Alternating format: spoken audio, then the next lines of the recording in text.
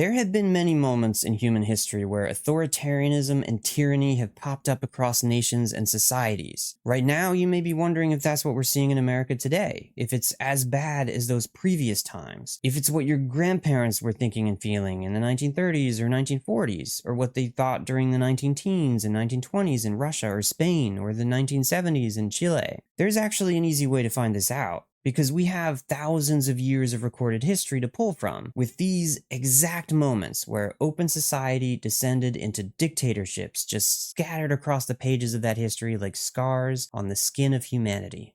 What follows here are all times when nations and societies were actively collapsing, and what that looked like and felt like according to the people who were actually there and lived through them. The politicians are still preaching a plausible patriotism, whilst our ministers of religion still assure us that Christ is on our side, and all's well with the big war business. Yours is not to reason, but to obey, we are told. Whether the people want war or not, they hold that it is not their business to interfere, but rather to strengthen the rule of authority by quiet submission. The Siberian Duma had been dissolved by the order of the Administrative Council. By order of the Administrative Council. That phrase had been a slogan of the Tsar's regime, and its magic power had sent 100,000 freedom-loving Russians to the dungeons, to the gallows, and to hard labor in the mines. By order of the Administrative Council stood for the words, "without a trial." I was sometimes amused, sometimes shocked by the utter stupidity of the new autocratic regime in Siberia. Instead of pacifying the population by a series of tolerant and benevolent actions, the new administration took every possible opportunity to announce its true character by irritating and frequently outrageous behavior. Odessa was once a pretty and very clean town, with all the modern conveniences of European life. Today, it is a picture of misery. At any moment, one can be subjected to a terrible discipline, to hunger, and to physical and moral tortures by the government. You are arrested by the order of the government. But there is no need of the trifling formality of being brought before the very primitive revolutionary court. Domiciliary visits, requisitions of most arbitrary kinds, generally at night, raids in the streets from various pretexts, keep the population in continual anxiety and under constant tension. There is no longer a free press. In the days of the Tsar, there was not a free press, but papers could be published which were not all monarchical, and whose whole tendency and spirit was in opposition to the government. Today, no opposition is tolerated, so there are only published communist papers and a few socialist papers, very much cut down and censored. On October 24th at Naples, Mussolini had harangued a great gathering of followers from all over Italy and uttered these words: "It is now a matter of days, perhaps hours. Either they shall give us the government or we shall capture it with a swoop on Rome. I tell you, I assure you, I swear to you that the orders, if necessary, will come." Proud boys, stand back and stand by. His followers applauded with shouts of Rome or death. There was no German who was not aware that concentration camps existed. No German who believed they were sanatoria. No one who did not fear them. Few Germans who had not had a relative or friend in a concentration camp or had not at least known this or that person was in a camp. There were many Germans who learned something about the camps through foreign radio broadcasts, quite a few who came into contact with inmates via work details, a considerable number who came across processions of wretched prisoners, many business people who had contact with the SS running the camps because they provided supplies, and industrialists who applied to the SS Business Administration main office for concentration camp slaves for their factories. How did the Germans as a nation respond to this injustice? As a nation? Not at all. That is the unpalatable truth, but it is the truth. Everybody is arresting everybody, bypassing the prescribed official procedure. Everybody threatens everybody with protective custody. Everybody threatens everybody with Dachau. Down to the smallest gendarmerie station, a veritable uncertainty about who is responsible for what has gripped the best and most reliable officials. This, quite simply, is bound to have devastating and state-eroding effects. Today's exchange rate, $1 equals 4.2 trillion marks. Workers are being paid twice daily, rushing to stores immediately to spend their wages before prices rise again. Savings of a lifetime have become worthless. The middle class, The backbone of our society is being destroyed. Down here, it was still the England I had known in my childhood, the railway cuttings smothered by wildflowers, the deep meadows where the great shining horses browse and meditate, the slow-moving streams bordered by willows, the green blossoms of the elms, the larkspurs and the cottage gardens, and then the huge, peaceful wilderness of outer London, all sleeping the deep, deep sleep of England, from which I sometimes fear that we shall never wake till we are jerked out of it by the roar of bombs. I had not slept yet. I missed and felt sorrow for my mother, so I could not sleep. Khmer Rouge cadres called me. They said, "Come with us and we will bring you to have some sugar." I had not had sugar for years, so I hurried to grab an old bowl to clean my face, but it was a trick. I opened the door and they tied my hands behind my back with a scarf. I told them, "There is no need to tie me. I will not run. But if you take me away, please look at my baby who is sleeping naked and has no one to care for him. Please let me take him with me. I will follow you wherever you want. I have no husband or other family left, just this baby. Let me take this baby with me." They untied my hands and used the scarf to tie my baby around my neck. They tied the baby around my neck. They wanted us to die together. The streetlights are turned out all over Pyongyang, which is the most favored city in the country, every night. And the most prominent building on the skyline in a town committed to hysterical architectural excess is the Rugyong Hotel. It's 105 floors high, and from a distance looks like a grotesquely enlarged version of the Transamerica Pyramid in San Francisco, or like a vast and cumbersome missile on a launch pad. The crane on its summit hasn't moved in years. It's a grandiose and incomplete ruin in the making. Under construction, say the guides, without a trace of irony. They made me leave the house in handcuffs, and they put me in a car. They put tape on my eyes and made me wear dark glasses. The tape was so I couldn't see where they were taking me, and the dark glasses so people on the street wouldn't know I had been taken. The saddest day in soccer history occurred on November 21st, 1973. 2 months before, Pinochet had overthrown the Chilean government and taken power. The national stadium was converted into a giant concentration camp. But in the run-up to the World Cup qualifying match with the Soviet Union, it was whitewashed and cleaned and then handed over to FIFA. On the day of the match, the Soviet team did not arrive, and Chile scored a very anticlimactic goal into an empty net.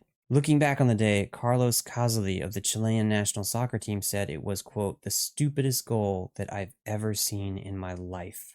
Former stadium prisoner Jorge Montealegre. There were cases in which the administrators of the camp rejected the prisoners, alleging that there were already too many people in the stadium, and the prisoners needed to be executed by the intelligence unit responsible for their capture. At the entrance of the National Stadium, the military conducted operations, fired in every direction, and we had to throw ourselves on the floor. They simulated attacks. Everything that they did was to degrade us and to make us feel as if we were nothing. They hoped we would lose our condition of human beings, to think, to be in control of ourselves. All of this was part of a terrorism that they were imparting.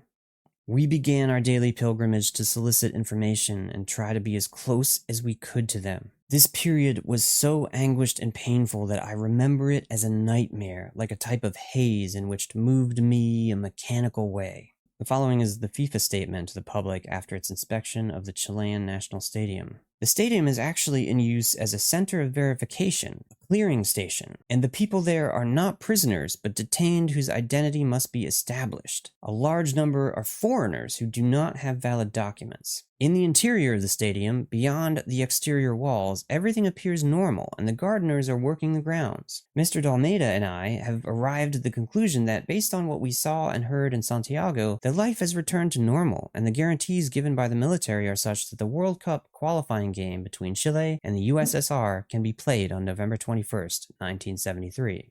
The Chilean memorial does not include the names of those who lost their jobs and their homes and their health insurance and their pensions after the 1973 coup, a number estimated to be over 1 million. It does not include the men from the shanty towns who, night after night, were rounded up by patrols and beaten and made to stand at attention, naked, in a soccer field, while beyond the glaring spotlights their wives and mothers and children were forced to watch. Nor do the names on the wall include almost 1 million exiles or migrants, close to 1/10 of Chile's population at the time of the military takeover.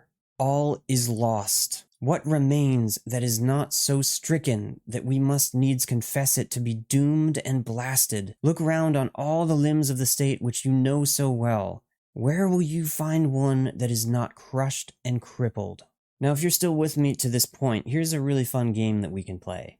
Try to see just how close these next accounts sound to your modern day experience of America today. I was astonished, bewildered. This was America, a country where, whatever its faults, people could speak, write, assemble, demonstrate without fear. It was in the Constitution, the Bill of Rights. We were a democracy. But I knew it wasn't a dream. There was a painful lump on the side of my head. The state and its police were not neutral referees in a society of contending interests. They were on the side of the rich and powerful. Free speech? Try it, and the police will be there with their horses, their clubs, their guns to stop you.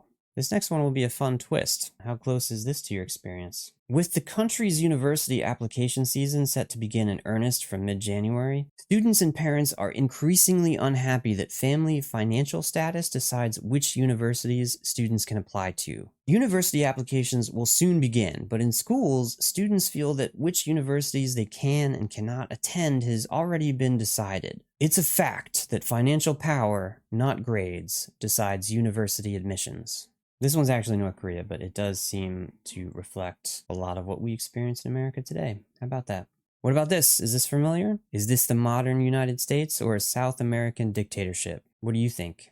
Under the regime, the country became a social laboratory for the right-wing monetarist and free market policies that were to be unleashed globally by the end of the 1970s with the advent of the Reagan and Thatcher governments. Mass murders, the destruction of living standards and democratic rights, and the atomization of the working class created unparalleled opportunities for foreign capital and the bourgeoisie to enrich themselves. A functionary in the military boasted that the repressive apparatus provided the authorities a degree of efficiency that was not possible to obtain in a democratic regime, and it made possible the application of a model developed by experts and did not depend upon the social reactions produced by its implementation. This shock therapy, backed by Washington and spearheaded by Milton Friedman's Chicago Boys economists, consisted of the most radical program of privatization and deregulation seen anywhere in the world. It might sound like America in the last few decades, but that's a description of Chile under Pinochet. What about this? How familiar does this sound? Turkmenistan's president went on a low-key bicycle ride this morning. And by low-key, I mean he was greeted by many hundreds of people forced to stand clapping for him and to join him on his ride as dancers and singers performed along his route.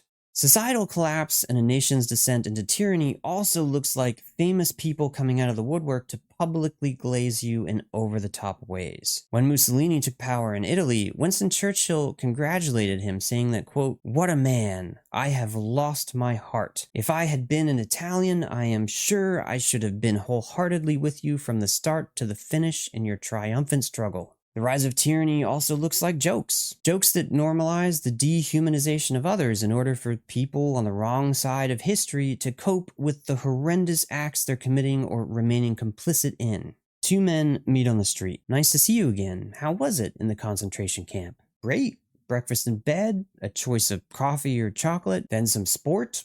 For lunch, we got soup, meat, and dessert, and we played games in the afternoon before getting coffee and cakes. Then a little snooze, and we watched movies after dinner." The first man was astonished. "That's great. I recently spoke to Meyer, who was also locked up there. He told me a different story." The other man nods gravely and says, "Yes, well, that's why they picked him up again."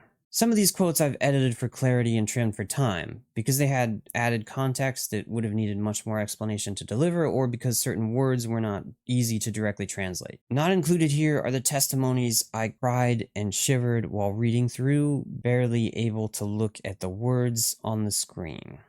The ones with warning labels that told me to practice self-care while I was reading them. Humanity has done some truly horrific things to itself. Just absolutely evil things. And we're not quite there yet today, and I didn't want to be sensational or exaggerate what we're seeing at this point, but the real reason behind all of this is that we could be there, and sooner rather than later. And it could be you writing testimonies just like this, or being interviewed someday far in the future for the terrible things that you faced in the days to come. But these days don't need to come. And if we want to, we can come together. We can remember the past, and we can choose not to repeat it. Before I say goodbye and we see each other in the next video, I'd like to leave you with this very last quote. Not from history, but from now. And from here. He's now president for life. President for life. And he's great. And look, he was able to do that. I think it's great. Maybe we'll have to give that a shot someday. Until next time, see you around and keep your chin up. And try to do some f***ing good wherever you personally can in the world.